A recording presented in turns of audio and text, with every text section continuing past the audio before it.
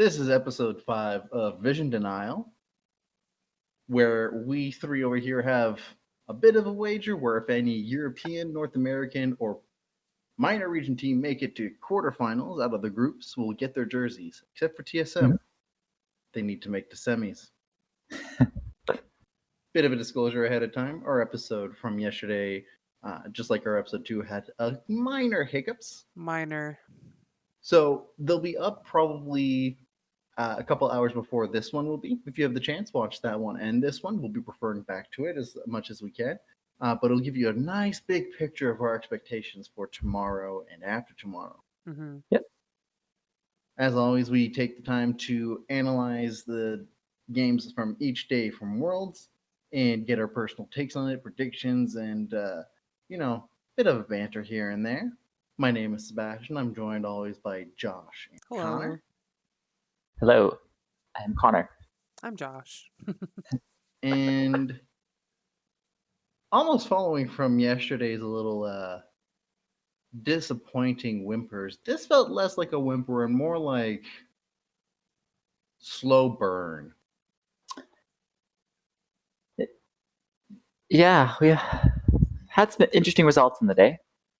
I think there's some really cool things that happened with all of these games, but I do think also that like the teams that were not Team Liquid definitely allowed themselves to be burned slowly but surely. Yeah, it was definitely really rough for anyone who wasn't Team Liquid because it just seems like everyone else kind of just got wrecked. Legacy even? Legacy, well, right? In that last game, Legacy did, but Legacy was fine, but then like that last game was oof. Yep. So, let's start off with the first game, in which I will refer to what I mentioned yesterday.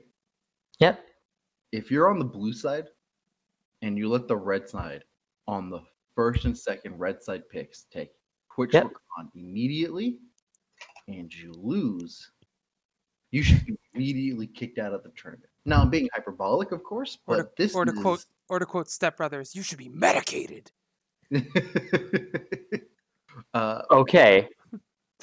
But they also first picked Lilia, which is just shooting yourself in the foot, is what we've been saying so far.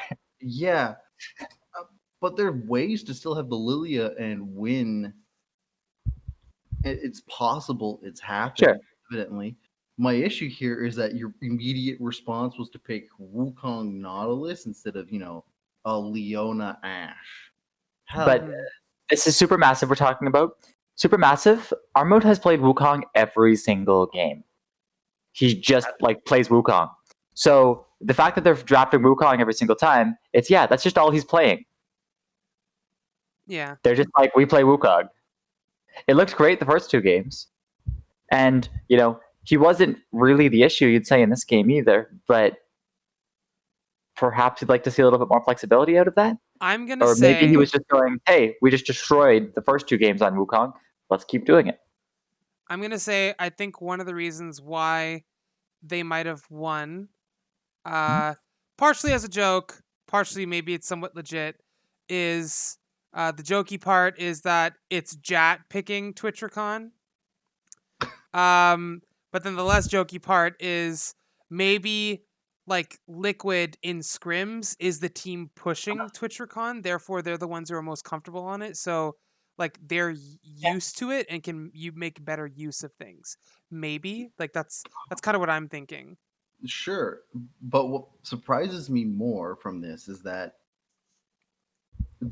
it's the drafting decisions that Supermassive took that honestly pivoting a bunch of these to counter the Twitch Recon would have made their lives easier.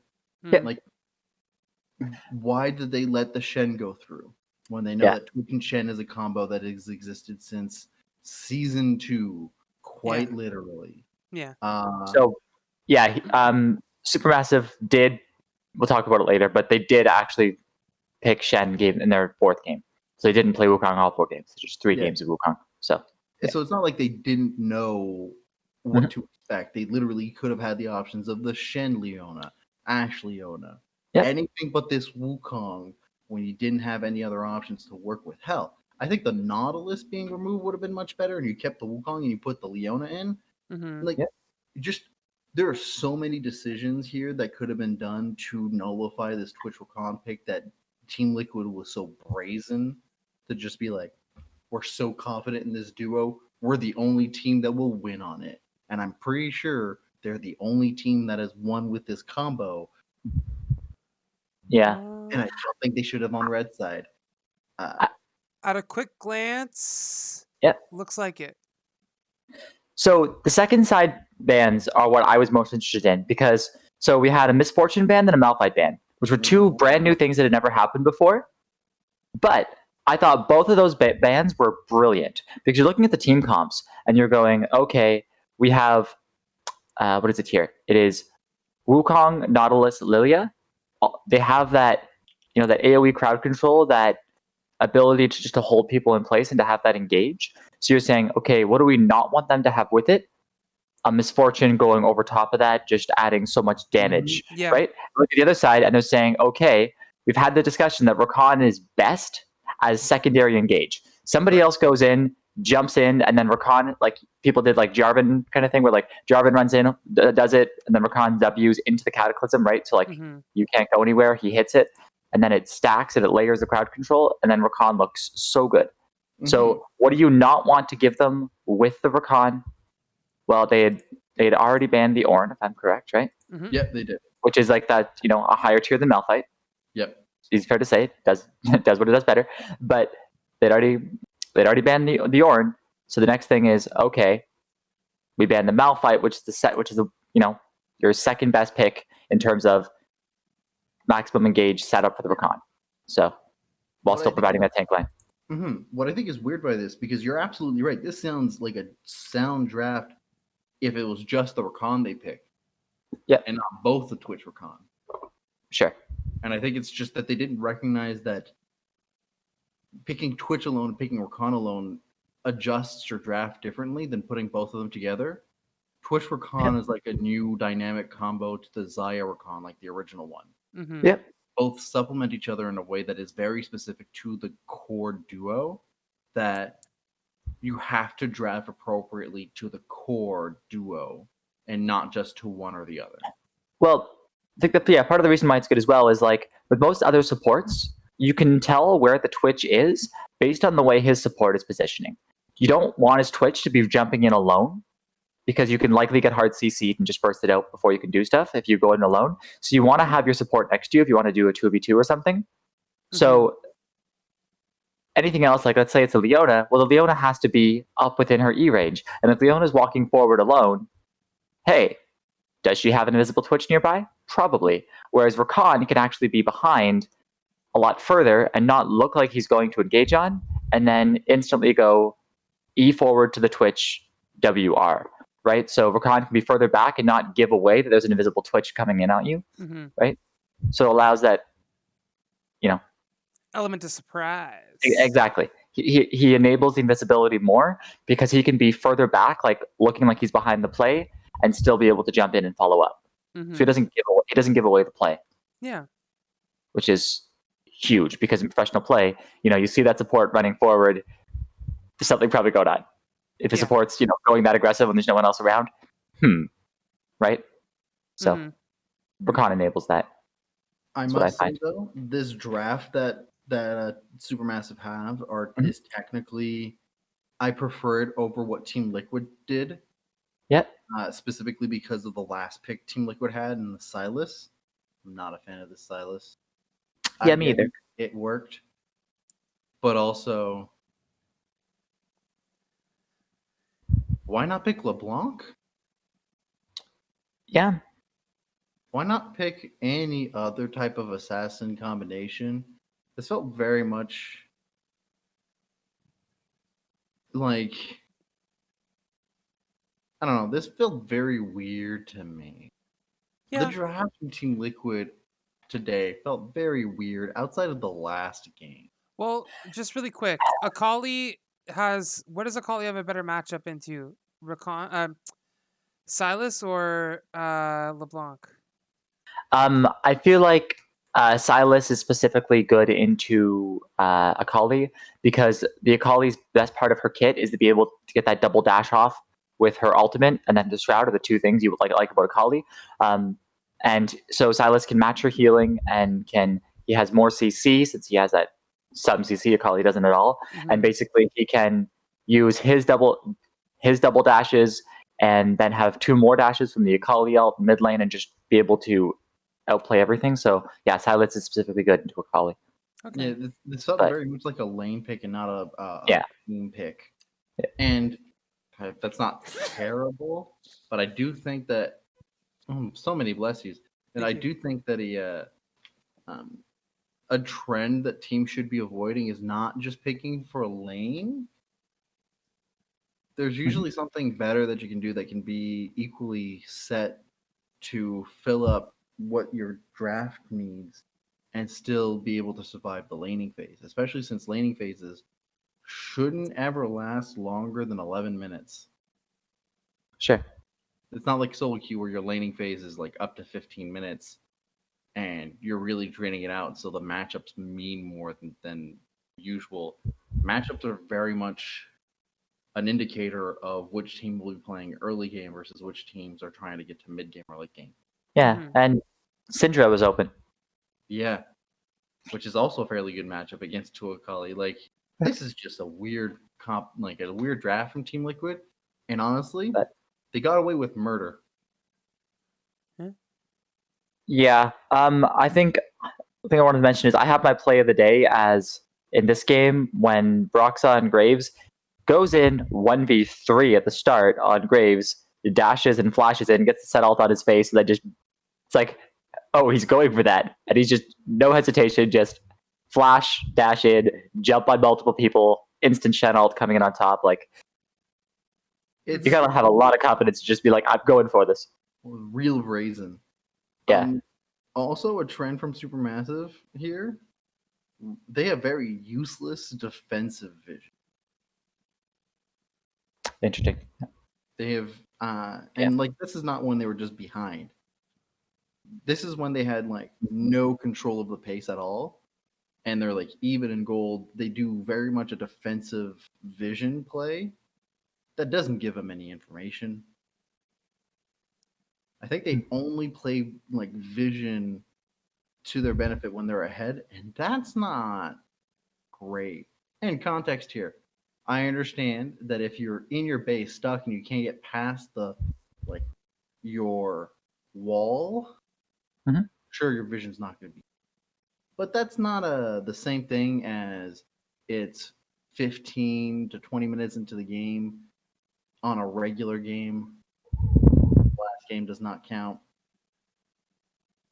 And they're ahead, but not so far ahead that you're not able to still place vision around some neutral objectives or place vision around where areas you want to play to avoid, being caught out when you're trying to still make an aggressive play. This was just defensive vision. I think this is going to hurt them during the best of 5 primarily, as the more they play, the weaker they seem. I mean, I guess that's one take. I wouldn't say they seem weaker than first looks or first impressions.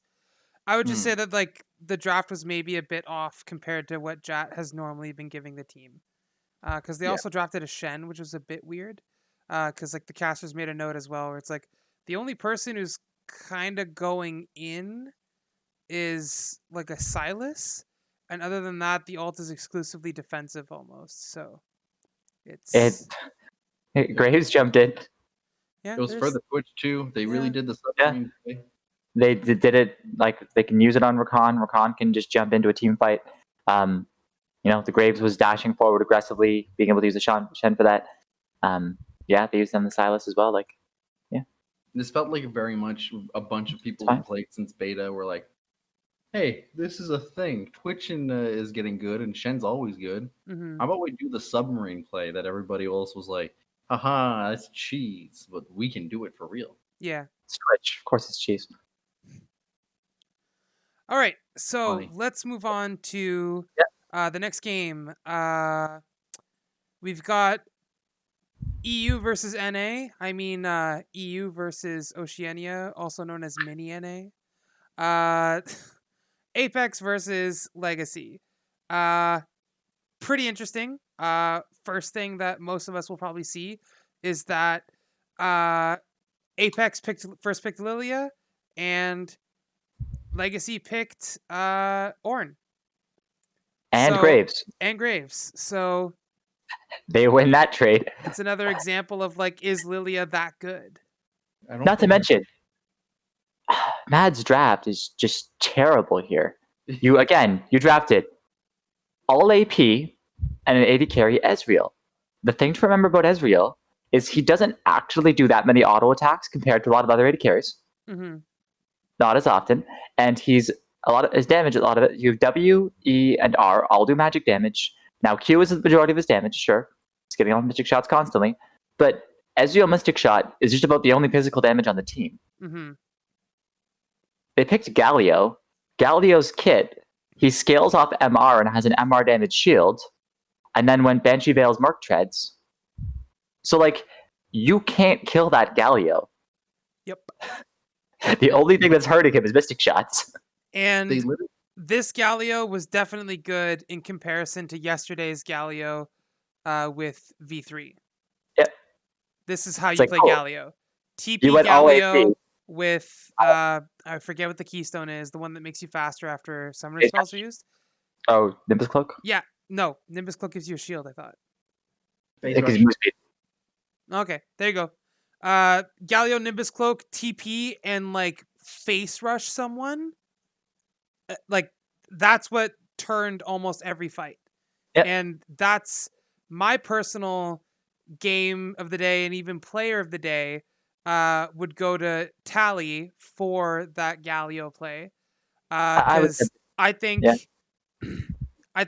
he basically won the game for them with some of those plays. Yeah. There's like a lot of things that are really weird. I've got question marks for Humanoid. He felt like he had no presence here, despite the fact that he should have. Mm-hmm. Yep. Mad feels like they just played laning phase. They're like, okay, guys, I've had a couple of bad days. We're just going to do comfort picks. How do you feel about this matchup? What would you feel like playing? All right, solo linears, what do you think you want to play? There's an Ornn here. What do you want to pick up? Oh, Shen? Cool. You want to pick Syndra? You just don't want to do anything? And they're like, don't worry, duo. We'll make sure you have a good matchup. And then I'm like, all right. But why? Legacy has 3 tanks with 150 to 200 magic resist. Uh-huh. And they're doing...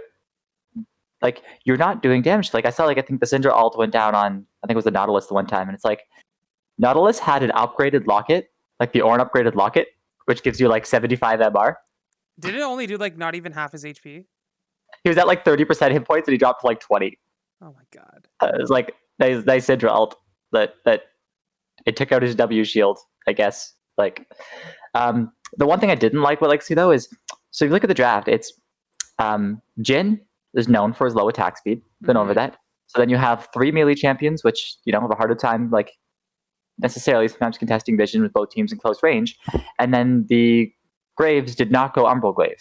Mm-hmm. So their ability to clear, like, you walk up to a control ward, and there's, like, enemies nearby, it's like, they are the slowest possible composition almost in terms of clearing that control ward. If Apex was... Unfortunately, I don't mean to say this, but if Apex was a better team, they could have been using pink wards literally to bait fights, because like, they would need to invest 2-3 people to pick a pink ward.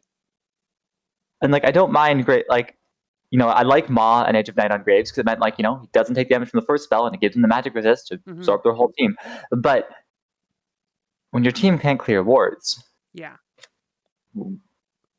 and Umbral Glaive is so cheap. Like, it's so cheap.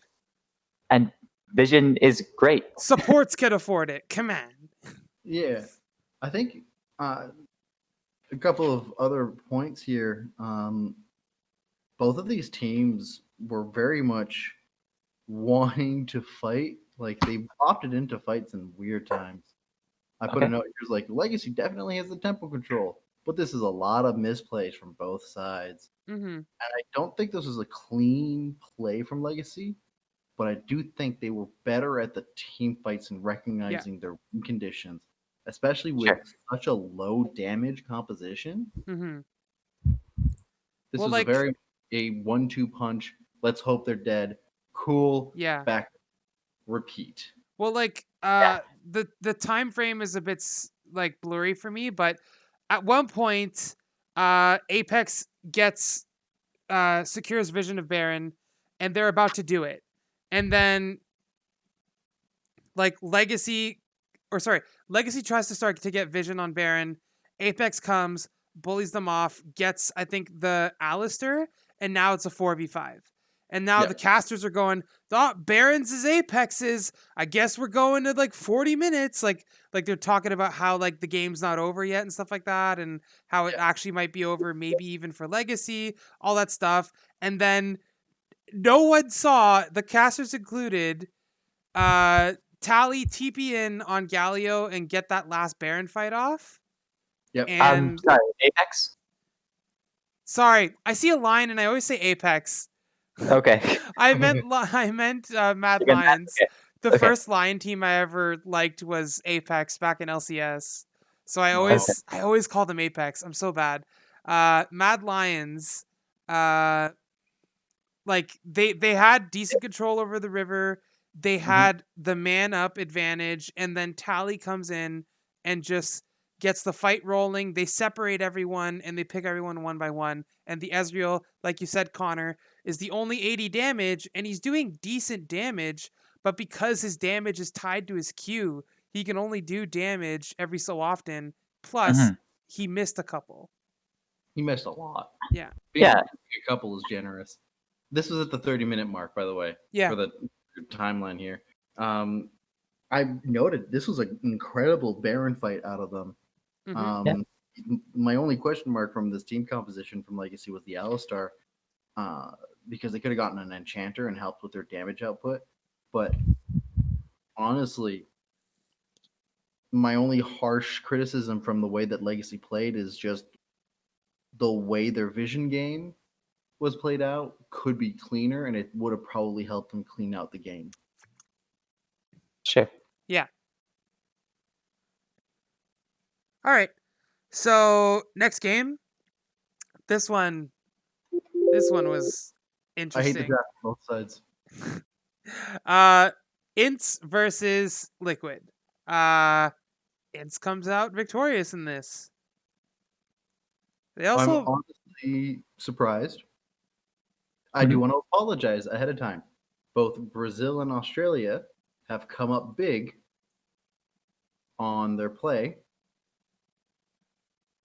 I can't say that Australia is the worst team, or Australia is the worst region in the world. Brazil, however, this was a game Team Liquid was poised to lose more than INTZ was poised to win. Sure. I'm going to give them credit because INTZ still executed their composition as needed. Yeah. But I like the set jungle flex because it hadn't been done yet this tournament. So that was good from a draft position because they said, okay, we're gonna flex this to jungle. And also I have him as player of the game at the end of the day, but specifically on set, he always landed the E stun every single time. He never used it unless he could guarantee the stun from it. Which was really nice to see. Even the 4-minute play when they first got that first kill was him. He flashed in to get into his E range to then get in multiple people. It was just that instant flash E and stuff out of him. It was really clean. So yeah, I think the set really enabled him to play the game. That's a really interesting take, but I just think it's really weird to do that flex when you've picked Orianna and Senna in this first round. It feels very obvious where it's going to go because it's not a mid flex to anywhere. Then you picked Set and Senna, which is a known duo bot lane. So you're flexing for bot lane and jungle. Sure. It's really easy for people to start pivoting. and limiting the options that you have. That's why Team Liquid does 2 support bans. Mm-hmm. Because it seems like they called it out that's where it was going to pivot. Which I think like the pick ban from Team Liquid is fine. I could have done with probably something else over the Renekton. And I think banning Volibear, I don't know why people are banning Volibear, but like Yeah.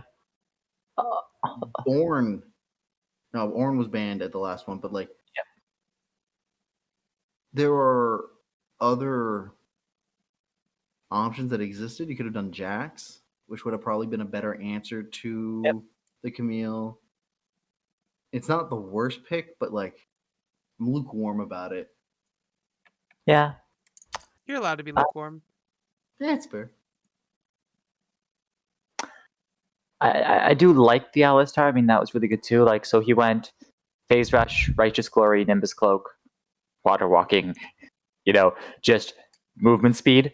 And that was particularly good into this team comp, because if you're going into like a 5 people playing together team fight comp, yeah, necessarily the movement speed might not be the greatest because, well, they're a team fight comp, running into them just enables them to play to their strength, right? Mm-hmm. But because Team Liquid was playing so split up and really, really trying for that 1-3-1, and also they're playing Ashe, who doesn't have the mobility and is just really reliant on like the Thresh Lanterns to get out of there.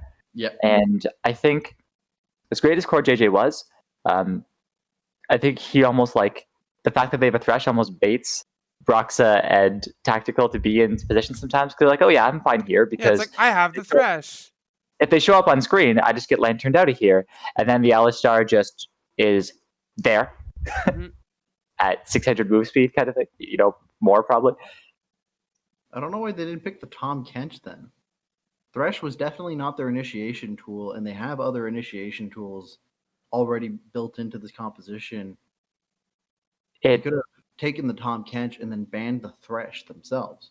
That could have been an easy. It's still safety for the Ashe and for the ability to be able to get out of things. Yeah, it probably would have been safer actually. Yeah, it's disengage, right? It's basically saying that's a bit debatable because like a Thresh can get you out of something that a Tahm Kench would just die to. Yeah, that's fair. I think that's more what they were thinking of, because like if a Tahm eats you in the middle of a team fight, the Tom's probably just spitting you out, or you're probably making Tom spit you out literally right away, and then you both die. Whereas like if the Thresh is in position and ready, you could be pulled a screen away. So I think that was more what they were thinking, probably. Tom is better into the long range CC, like stuff like Ashe, where he can be like, okay, you got hit by an Ashe arrow, swallow, you can get out of here, kind of thing. Yeah. Or like it's good into like something like a Twisted Fate, because like, okay, he hits you with that really long range stun, he can grab you, that kind of stuff. Mm-hmm. Whereas when they're playing like the set Alistar, that's just going to be able to jump in. Thresh is better because he can go like box, flay them back into it, and be able to peel and keep those kind of like melee champions away. Mm-hmm. So, honestly, I think this is a case. That's my opinion as a support. Yeah, well, that's 100% fair. So like I can understand that. It just feels weird to me that they're like the Thresh feels as if they were trying to fill an engage gap as well as a disengage gap, but it doesn't fully address the whole issue of the rest of the composition.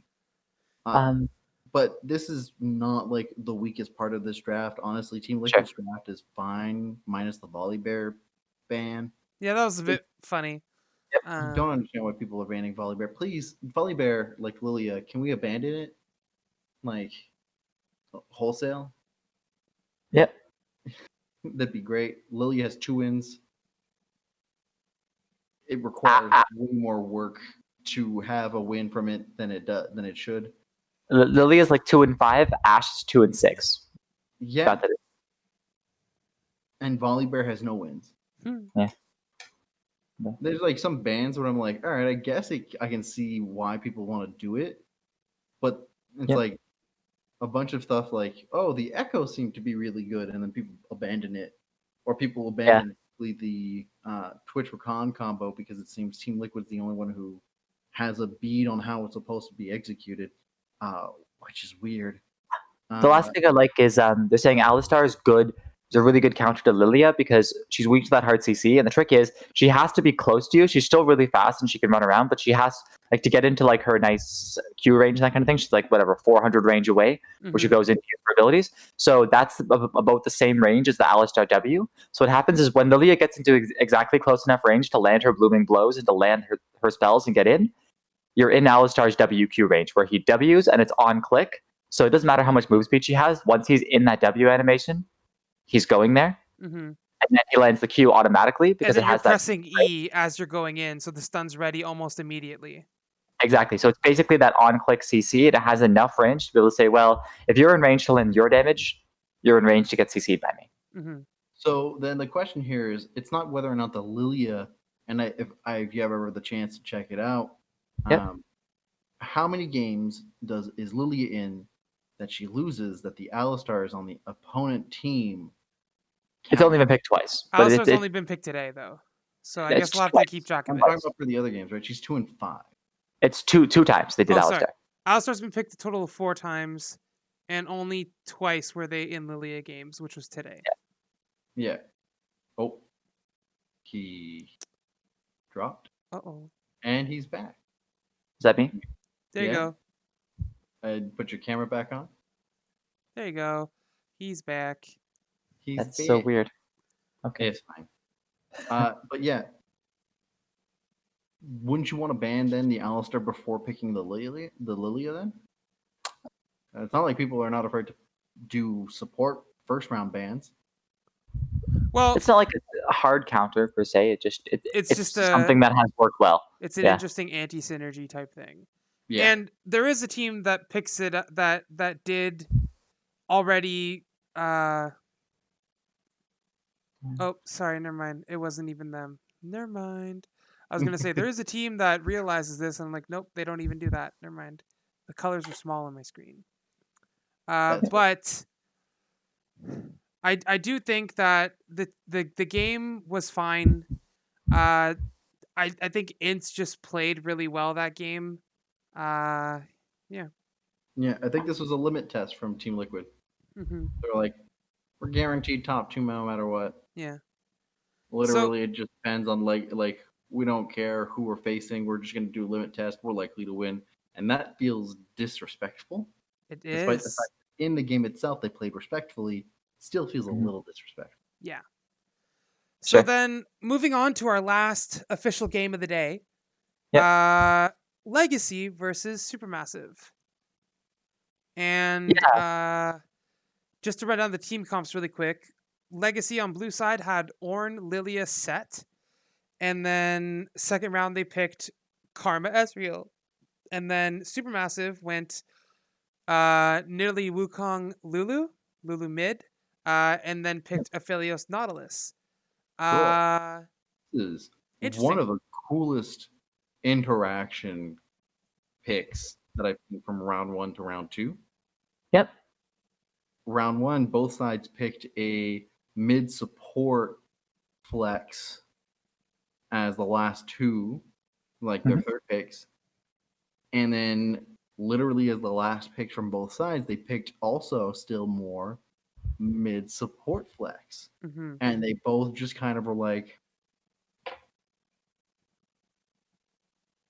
yeah, here we go. Because regardless of which direction you put them in, it would have filled the same role. Yep. And the Aphelios, I think, is the thing that quite literally fucked it up for Supermassive.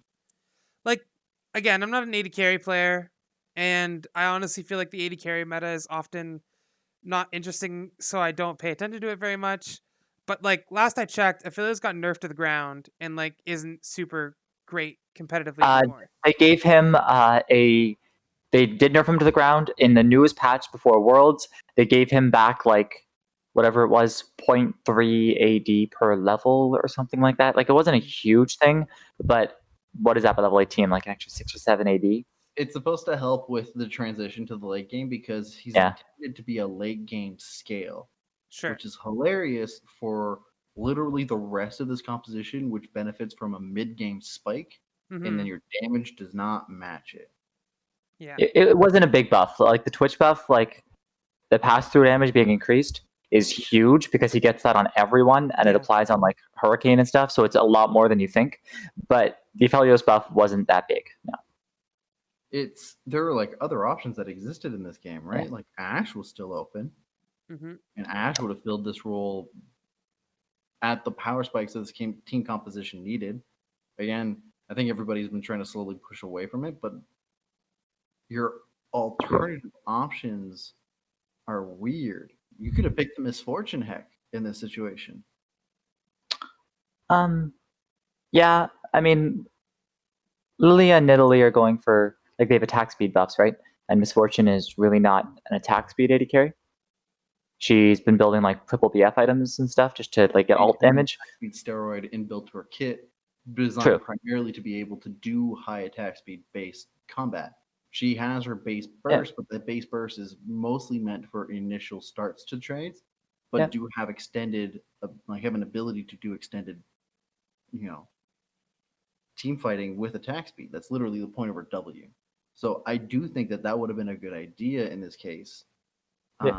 It's probably not like the best one because there are other options. Like there's so many other ADCs that were up. Yeah. Like, hey, why didn't you pick the Ezreal before they did? Like Ezreal still benefits from an attack speed boost, and the Lulu and Nidalee's utility don't just fall off because they don't get to give the attack speed steroid at the best. You still have a Wukong. Yeah. Also, I'm looking at the scores really quick. Legacy is one of the only teams to win with Lilia. Interesting. Yeah. So, besides PSG in their tiebreaker against Unicorns, Legacy seems to be what I'm looking at right here. Legacy seems to be one of the only teams that won with Lilia that's picked it. Okay, but here's the other thing. So it's Zeke now, right? It's ready to carry. I'm correct. Supermassive. For Supermassive, yeah. So yeah, one of his most played champions is Kalista. At one point in the playoffs, he was plus 102 CS at 15 minutes on Kalista. That is the thing that happened. So you have Lulu and you have Nidalee. You have the heals and you have that support for it. You're a Kalista player, and you have like the Nautilus with it as well. Like, perfect game for Kalista. Yeah. You're a Kalista player. Let's also not forget that Legacy also effed up and didn't ban a champ as well. Yeah. Yeah, that was weird. But like perfect setup to like enable a Kalista to 1v5. They felt like they had very weird picks. I think the only team that was on the ball was Legacy. And I mean, Team Liquid to a certain extent, minus that one disrespectful game. Yeah. Actually, this is weird. So currently, Kalista has been banned 6 times, but not played. Interesting. Been banned 6 times. Yeah, but like, I'm now curious when it would happen, but it's like, feels like it's more been like a respect ban against certain players. Well, one of the bans is Legacy banning it themselves. Yeah. But yeah, we're not gonna get into this right now. Anyway, no, that one's a trend that I don't think is super notable. No. People are like, I was talking about it, so I just mentioned it. That's all. Yeah, it's interesting. Yeah. Alrighty. So are we ready to move into tiebreakers, or do you got one thing? Sure. I've got one last thing from here. Sure. Yep. Raze is, I think, my player of the day. Okay. Really impressed by the way that he played. I don't want to count that game against Team Liquid. Team Liquid were angry and had a statement to make. But the game that he played today, I think rivals who's tied currently for also my player of the game, which is Broxa. Which is Broxa. I was considering Broxa, but I said, you know what? If you can say, well, he was on Lilia game 2 and it was just a bad game. He carried game 1 and 3, but he also kind of got caught a lot and cost them game 2. So like, I feel like I can't, in good conscience, give him player of the day when he like cost them a game to a certain sense, even if he carried 2 other games. So I actually gave it to Core JJ, just because even in their loss, he was the best performing player. That's fair. his only death was defending the Nexus. Even like, but I must say, Inter. That at 25 minutes and 20 seconds, I wrote down, I want Legacy to finish in 3 minutes. And then they finished at 29 minutes and 20 seconds. Like, 1 minute late, but I'll take it. Yep. So, like, I'm happy that they're getting better at cleaning out games that they're ahead. Yeah. I think that'll go a long way for whoever they have to face from Group E. Yep. All right. So, tiebreakers finally. We have a tiebreaker for essentially determining who gets knocked out. Between Mad Lions and Ints. The draft is Mad Lions drafts an Orianna Ezreal Graves, followed by a Wukong Leona. And Ints drafts a Senna Set Camille, followed by a Kog'Maw and Tom Kench. Notably, the Kog'Maw went mid. Cool drafting from both sides. I thought the Cog was going to win them the game, to be honest. I did too. I really like Mad Lions draft here, though, because they're saying Orianna's been great. They instantly go for that right off the bat.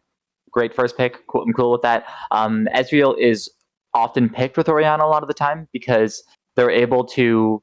They'd like to shockwave into an Ezalt over top of it. Yep. Again, Graves also adds AoE and gives you a little bit more physical damage. You don't have the problem I mentioned in the last game where Ezreal's Qs are your only physical damage threat. It also adds more AoE options. And then Wukong and Leona also work nice together because, again, Wukong's secondary engage could be the second thing in and really enable his ultimate. So Leona can go in first, get her W and her Aftershock off and not care about being the first person in. And then like either 2 seconds later, when that's wearing off, Wukong can go in and follow that up. I like the team comp, the way the synergies between the champions. I think this was like a big brain draft out of Mad Lions, the Wukong Leona, immediately after seeing the Kog'Maw. This was immediately recognizing the direction that the composition was going to be taken by INZ and recognizing the immediate weakness and drafting for it. And it was much simpler. I'm happy that Mad decided to opt into a simpler composition for the tiebreaker. And I think it was pretty bold out of INTZ to decide to pick a very difficult composition that has a hard time early game and mid game, but has a very strong late game. And honestly, holy shit, I almost thought INTZ was going to do it. They had it for a little bit too. Like they did. They executed the early and mid game where their composition was weaker significantly better than Mad. And unfortunately, their transition to late game fumbled. And that's sort of like, as I mentioned, 4 tiers is always going to be a slow game for these low first dragons and stuff.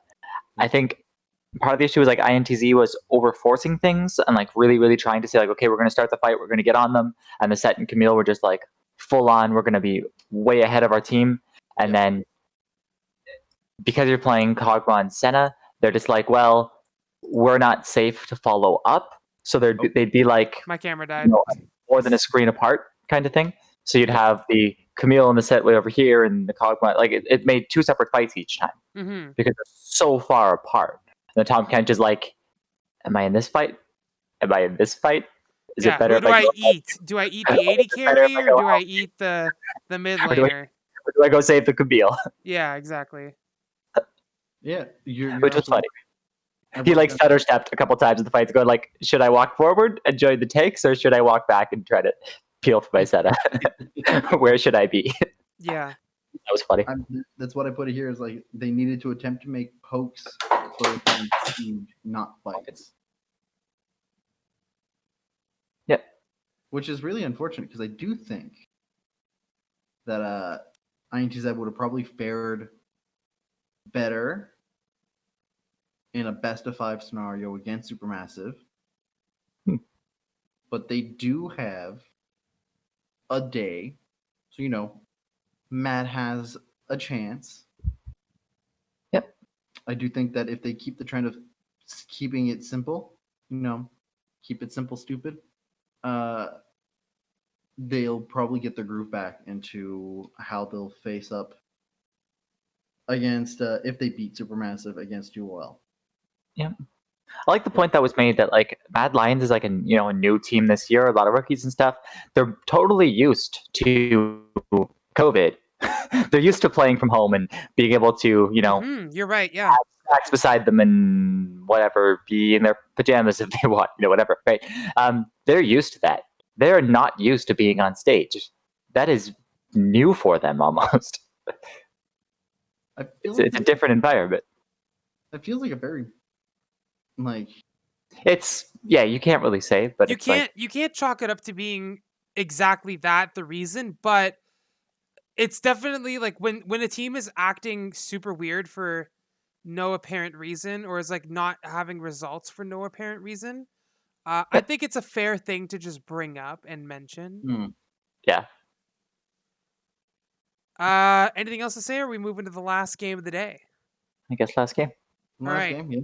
We've got Liquid versus Mini Liquid. We got Liquid versus Legacy. Big Brother bullying. Just as a heads up, this feels like the Big Brother bullying the little brother to the point where they're almost dead. It was gross. Classic. I wrote down this is the most liquid game from them. Mm-hmm.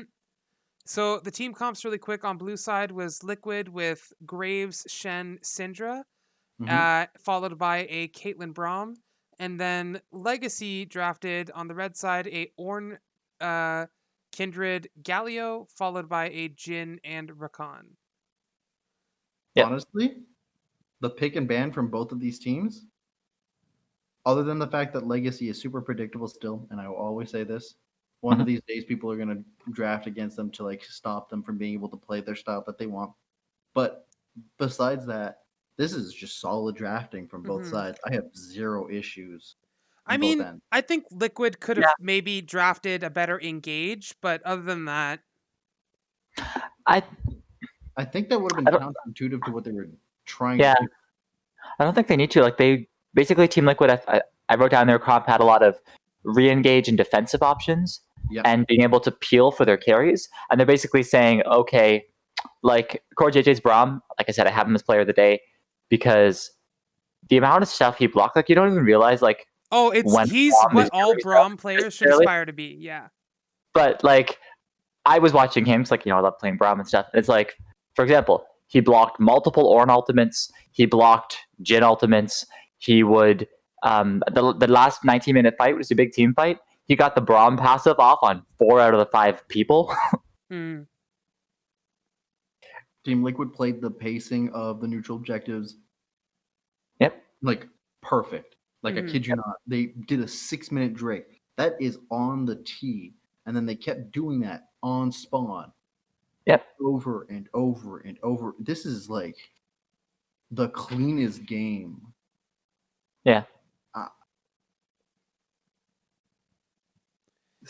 I think that they had a lack of engage from TL, and that kind of concerned me. But that was not like.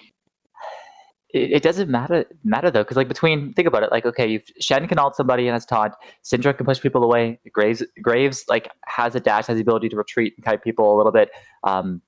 Caitlyn does as well. She has a trap line, which is defensive.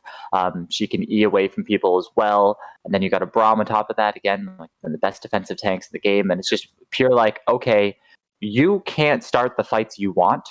If we get to objectives first and are able to set up, like they talk about, Caitlyn being able to get setups on objectives, like we have a trap line down, we can Syndra, push you away and land the stuns. We have Braum shield and ult in your face. We have Shen defending whoever you're actually able to get to. The Graves is coming back. Like you can't start a fight or contest the objectives once TL's there first. Not gonna happen. Like okay, yeah, sure, we can start the fight with a Ornn ult. Braum raises his shield. You were saying like. Yeah, you're right. Or Khan going in and Graves puts the smoke screen, it's harder for you to engage. Syndra's able to push you away. Smoke screen's totally into value too. Yeah, it's a great defensive ability.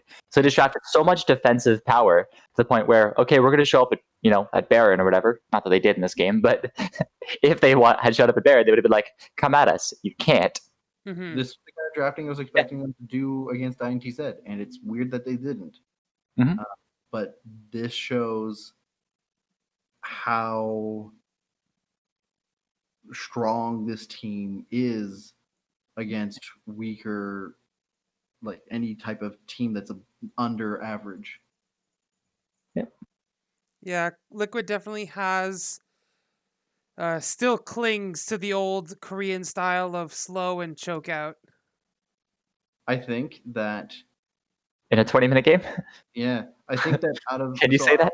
Yeah, I think so, because this is them capitalizing on errors, but I Yes. think this team comp is still a slow choke out comp. Like, just like I'm not saying like it's good that. Sorry, Yeah. I guess I should rephrase. It's good that they finished 20 minutes for sure, but like I only think it's because like they were able to just destroy the bot lane. Like Broxa was able to 1v2 the bot lane like 3 separate times. Yes. So like it's good that they did that, but I still think that like with the rest of the games we've seen and stuff like that, there's still like a very slow, methodical, let's not take risks type of thing. Okay. That's more what I meant. Sorry. I didn't mean that like this game went to 40 minutes. You're absolutely right though. This is one of those types of games where like does Team Liquid come in having 100% the idea of what the meta is supposed to be, right? And 2, is this the bar of like this is the set bar for how teams need to perform? This game from Team Liquid is your minimum standard that you have to be able to perform at Worlds if you're going to get out of groups. Sure. Because think about the other teams that are qualified from groups. Yeah. If you put them in the situation against Legacy, do they accomplish this draft in the same style as quickly? How many Probably of not. the teams can you say do that? I couldn't name one. Off the top 2 of my head. them come off the top of my head for sure. Top and Damwon. This is. Oh, I thought we were talking about just play-ins. My bad. No, the group teams. Out of the groups, because that's important.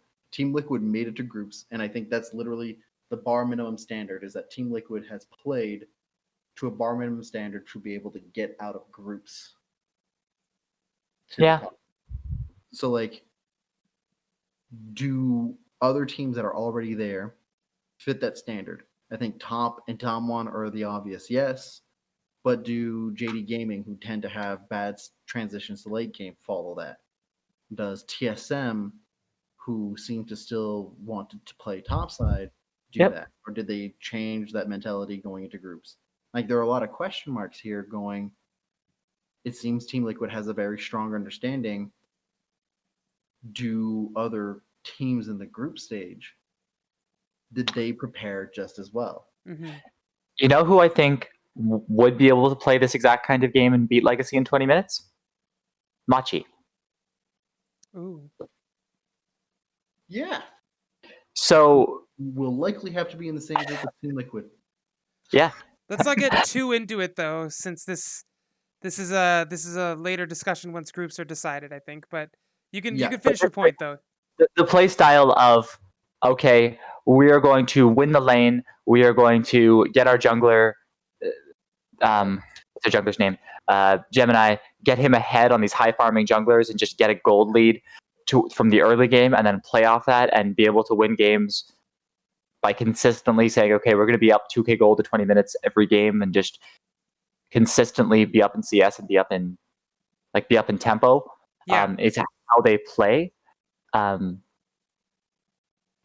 Graves is like their best champion. Gemini has I wrote it down for later, but like his over the season he has a 7.3 KDA on Graves and like a ton of games, which is insanely high. Yep. Like he's just so good at that champion. So yeah, I feel like they pull that off, that style, but that's just an example. You're right. Yeah. It's just like a framing of context for like Team Liquid and PSG automatically going to groups.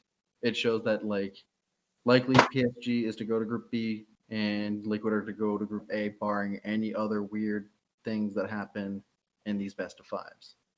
But that is definitely the last game. Do you got tiebreakers? Do you got any questions for us before we head off? Yeah, well, first off, predictions. Right. So we already did the predictions from the previous episode for the LGD versus. Wow, I'm blanking. How am I blanking this? R7. Yes, the LGD versus R7. Yep, I had LGD 3-1.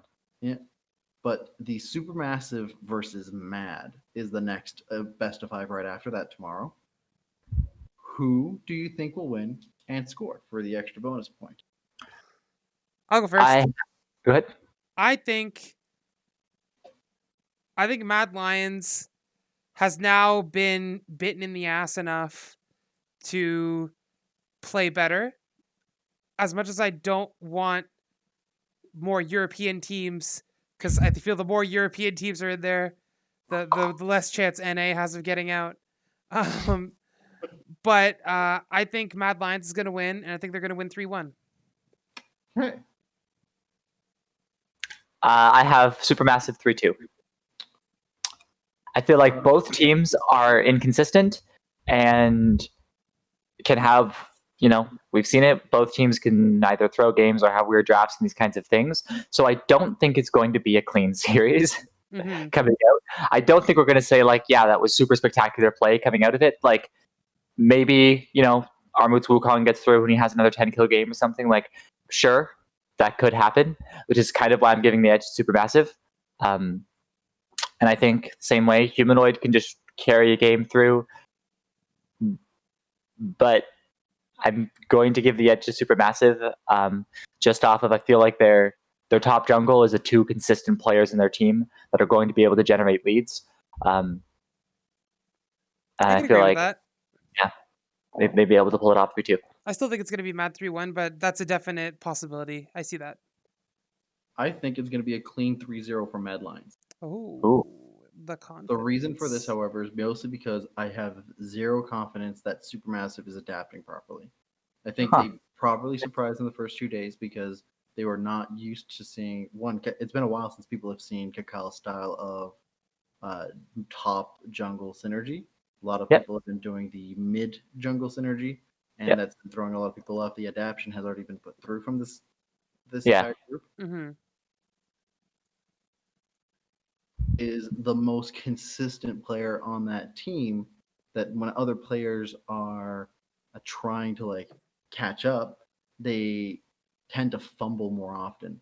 And I think that Mad Lions, like Josh mentioned, being bit in the butt too many times, they're going to hunker down, simple it up, and just stock standard simple compositions that we know that we can outplay. And because I have not that many confidence in the way that Supermassive approaches their win conditions. I don't have any confidence in the way they approach their drafts. Their vision is very lacking, while as Mad Lions has been slowly but surely at least improving here and there. And I tend to favor the teams that are improving over time instead of the ones that are stagnating or declining. Okay. Yeah. We'll see. That'll happen tomorrow in about 5 plus 5, 10 hours. Nice. So we won't predict the second series until we see the first one then? Yep, because that'll be the day after. So 1 point for correct winner, 1 point for correct score? Correct. Sick. Yep, we'll see. My last points are, so we're up from 62 champions to 69. So we had 7 new things today. One of them being Tom Kench. No, Tom Kench has been played once before. Oh shit, never mind. My bad. Yeah. The new stuff was the Karma and the Aphelios, the Kog'Maw, and Malphite was banned once, LeBlanc was banned once, and MF was banned once. Interesting. Cool. That's the new stuff we have. So my champion points are Graves is now 8-0 with an average 15 KDA. Oh shit. All right. And that's the only undefeated champion right now, right? No, Oriana is 9-0. Oh. With an average 7.8 KDA. Sick. Not as crazy, but still crazy. So it doesn't matter who has Graves. Graves in general it's interesting because there's been, like, I was talking about my AP jungle priority was like, yeah, everyone's going for like Nidalee, Lilia, Evelyn. Let's get our AP junglers and do that. And you would think that Graves would be weak into these AP junglers because his passive gives him armor, and he's much tankier versus armor and physical damage comps that he is against his magic damage. You'd think an Evelyn or something would be able to just burst down the Graves. Nope, be able to make that fight. It's not happening. So just thought that was interesting. All the highest KDA numbers are literally the team numbers of PSG. So they have the best stats, which I just thought was interesting. Supermassive Armut has the highest kill participation from all the plans, which as a top laner. Yeah. Everything else is usually like support and jungle who like go around the map and are like involved in fights and stuff. It tells you how little Supermassive is doing in the bot lane, for example. It's more just the rest of his team not doing as much than him. And Jensen and Tactical have the 2 highest gold per minute numbers and like CS numbers. So like Team Liquid is winning on that. So I have a question of the day then for both of you. And this is less of a prediction, but more of like a field test. Like so far from how Worlds has been playing. Does play-ins feel like it has been super exciting and yet disappointing at the same time? I'm going to say that for the first time, I feel like I know that this like format is mostly because of Vietnam not being able to come and kind of messing up the number and seedings and stuff like that. But like, I actually almost prefer this play-in format. I feel like it gives like more stakes and more chances almost. Weirdly, like I know there's a double round robin normally, but like I feel the fact that like barring the 5th place team, which obviously sucks for them, barring the 5th place team, I feel like it's really neat to get to see best of series so soon in the tournament. You know what I mean? Yeah. So it really enables. So like, you either, if you're 4-0 or 0-4, which didn't happen at all. Interesting. Mm-hmm. No team went 4-0 or 0-4. Everyone was 3-1 or 1-3. Was part of why it was so close. But that being said, like, yeah, you're 2, 3, and 4. They get to play best of 5s now. So it's not like, okay, you're not just going to get outdrafted one game and lose and like that costs you everything. It's you get to play best of 5 now. You get to actually prove that you belong there. Mm-hmm. So the 2 teams that we're going to get out of it are going to actually have to really prove themselves to be able to win both series to get there, or one series if you're the 2nd place team. Yeah, exactly. Cool. I definitely do like that. I feel like, so League in general is a game. Someone has to win, someone has to lose. Yeah, some people forget that, but yeah. So you're always, no matter what the game is, no matter what the tournament is, you're going to say like, yeah, this team's winning, they're doing good, I'm happy for them. This team is losing, they're not doing as good. Right? So you're always going to have a mixture of, yeah, I'm excited for this team who's doing well, and I'm not as happy about this team, whether or not it was what you expected or what the results were supposed to be. So you have to kind of balance the, okay, LGD's lost some games. Well, in order for your whatever, like in order for Legacy to win 3 games and be like, wow, Australia, someone else has to be losing, right? Yeah. They have to be beating someone, right? So it's kind of like balance that. Yeah. I think it feels weird mostly on my end because out of the first 2 days, it was exciting. Yeah. Some of the day 1, day 2 were better. Yeah. In the ways that they were winning. And yet the way that their adaptation had pivoted, the only team to keep up the pressure was Team Liquid minus their 1 game where they were limit testing. And every other team seemed to have lost steam, which is why I feel like it was the most exciting and yet the most disappointing. And not for anything to take away from the teams who actually won and put in the work for it, or didn't, and actually the ones who put the work in for it and executed on it properly. Mm-hmm. Because this is the most shaken up the start of World Championships has ever been since, I want to say, 2015. Mm-hmm. Yeah. The only common thread here is LGD. But technically, we still have, out of the 4 first seeds, 2 first seeds moved on. and the other 2 first seeds are still in contention. Yeah. So it's entirely possible. We're saying Mad and LGD might have an advantage. Both of you said Mad wins that series. LGD might have an advantage in best of 5s. You might say, right? So it's entirely possible. Like, out of all the craziness that's happened, we still end up with just our 4 first seeds. Yeah. And I think that's what's mostly coming to my mind, is that we had such an explosive start, and yet we might have the same result and it be so disappointing. I don't know if I'd use the word disappointing, but I guess that's just my opinion. That's fair. I'm trying to be a little hyperbolic. I guess. But I honestly think I'm so impressed by the minor regions so far, and if they keep this up, I'll be so happy. Like, obviously I know this wouldn't happen for a little while, but I'm the way these teams are performing, not even joking, I had a dream last night where it's Worlds 2025, and play-in stage is actually the bulk of the tournament now, because now all the minor regions get to send 2-3 teams as well, and it's all competitive, and yes, China, Korea are still probably some of the better teams, but I just I had a dream where I'm looking at this bracket and I'm who do I want from Australia to win? Chiefs, Legacy, or the Dire Wolves? You're speaking my language. That sounds awesome. Mm-hmm. You go straight from whatever your 48 team tournament to top 16. I again, it was a dream, so I didn't have everything figured out, but in my dream, there was a double bracket system, so play-ins was a lot big. Play-ins was a mini Worlds, but actually it'd be so many games though. It'd be so big. It would be so many games. It again, dream. It wasn't well thought out, but it was this epic event where there's tons of representation. It's worthwhile representation, and it just seems like a ton of fun.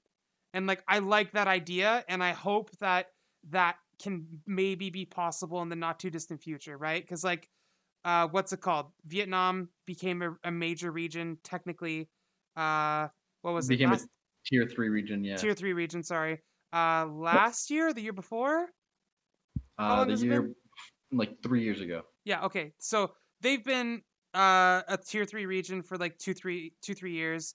Yep. I'd love to see a couple more regions maybe get that boost. I don't know how you would determine that, but I don't know. It's all really cool to think of. Well, I was going to say, I did mention, hey, we can still get LGD and MAD out of these groups and just be expected results. Mm-hmm. But if you're just considering games like coin flips, a lot of teams been winning and losing, it can happen. We're still equally likely to get something like UOL Supermassive out of the groups, or even Legacy R7 make it out. Oof. I would love to see R7. That could happen.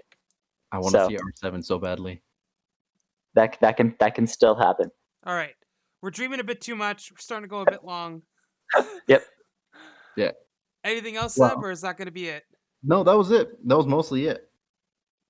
Well, thank you all for watching. Let us know your thoughts. What do you think is going to win these next couple of best of 5s?